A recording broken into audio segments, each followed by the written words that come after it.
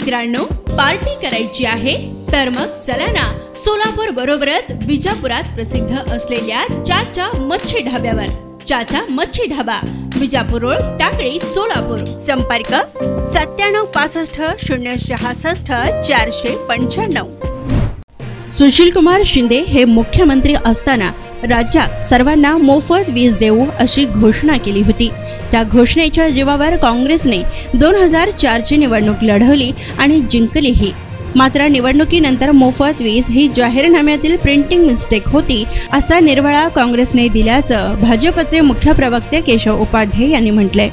काँग्रेसने नेहमीच फक्त एक मला आजही आठवतं आणि सोलापूरकरांचं म्हणून मुद्दाहून ते आठवण करून देतो, कारण सोलापूरशी संबंधित तो विषय. ज्यावेळी सोलापूरचे सुपुत्र असे म्हणवले जाणारे सुशीलकुमार शिंदे मुख्यमंत्री होते निवडणुकीच्या आधी, 2004 ची गोष्ट. म्हणजे काँग्रेसचं धोरण किती खोटं असतं याचं प्रत्यंतर उदाहरण.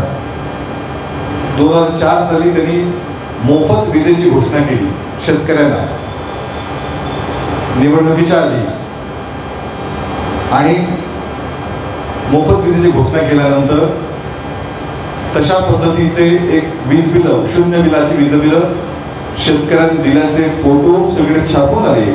शेतकऱ्यांना आनंद वाटला, लोकांनी भरभरून मतदान केलं काँग्रेसला. निवडणूक झाल्यानंतर जुन्या थकबाकीसह बिलं आली. काँग्रेसच्या लोकांनी नेत्यांना विचारलं, काँग्रेसचे तत्कालीन प्रदेशाध्यक्ष म्हणाल्या ती तर प्रिंटिंग मिस्टेक होती, ही काँग्रेसची खोटारडेपणाची हद्द होती, जाहीरनाम्याबद्दलची भूमिका होती. या उलट मोदीजी म्हणतात आणि तीच सर्वसामान्यांना मोदीजींची गॅरंटी वाटते.